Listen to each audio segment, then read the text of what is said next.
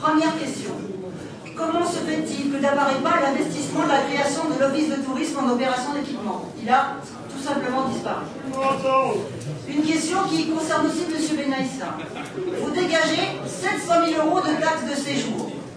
Savez-vous que la loi vous impose de communiquer ce que vous faites de l'argent? Eh oui, parce que cet argent, normalement, doit favoriser le tourisme à Bagnolet. Voilà. Donc, moi, ce que j'aimerais bien savoir, c'est qu'est-ce que vous faites de ces questions que vous avez fait ces 700 000 € pour favoriser le tourisme à Bagnolet. Alors, question 3. Comment se fait-il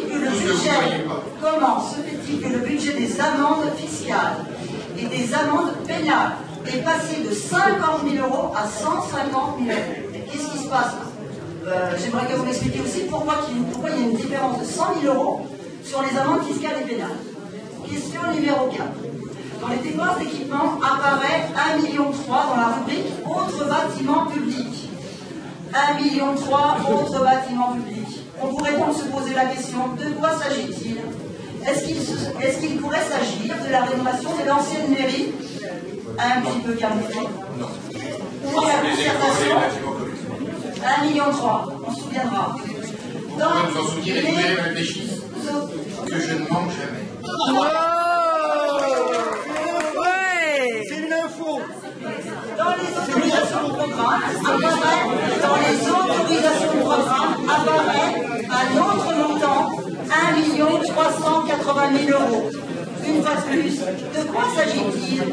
Est-ce que là serait caché le modulaire des gymnases Réno et Pulitzer? Là, peut-être que Mme Montvoix est au courant de quelque chose. Je renvoie les gens sur leur délégation. À quoi correspond ces 1,3 million en autorisation de programme? Je vois bien ça. Madame Montvoix est au courant qu'il ne s'agit pas de quelque chose. Alors que vous titularisez le personnel communal, ce qui est très bien, enfin le personnel embauché apparemment avant avril 2009, comment se fait-il que le budget personnel non titulaire reste à 6 millions d'euros? Auriez-vous prévu de nouveau quelques petites embauches clientélistes pour votre campagne municipale 2014? Une question qui reste ouverte. Qu'est-ce que vous allez faire de ces 6 millions d'euros budget personnel non titulaire? J'aimerais bien savoir ce que vous en allez faire. Et puis une septième petite question qui a complètement disparu, qui n'apparaît nulle part, c'est la dame Maurice Thorez. Alors, bien sûr, le projet n'avance pas. Alors moi, j'ai une piste. Je pense que cette dame n'intéresse pas les promoteurs. Voilà, donc ça ne bouge pas. Voilà. Il y a juste un petit problème, c'est que ça intéresse les bagnoltais. Parce que finalement, cette dame, quand on y réfléchit bien, c'est vraiment le carrefour de la vie bagnoltaise. Piscine, conservatoire, centre de quartier, salle pour recevoir les bagnoltais. Mais ça, apparemment, je pense que ça ne doit pas intéresser les bagnoltais. Donc je pense qu'il n'y a pas franchement de projet au niveau de cette dame. Voilà, ça n'avance pas.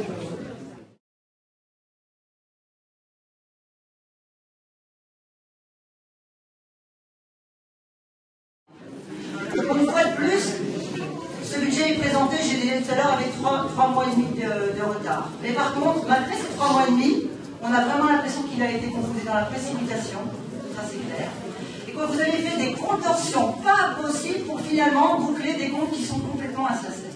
Alors, ce que je me demande ce soir quand même, et là je m'adresse à tout le monde, c'est comment il est possible de voter un tel budget ce soir. Comment c'est possible de voter, de se sentir responsable de l'impasse au décours de ce budget, de se sentir de l'impasse dans lequel on amène cette ville avec le vote de ce budget. J'en appelle donc à la raison de tout le monde, réfléchissez bien à ce que vous faites ce soir.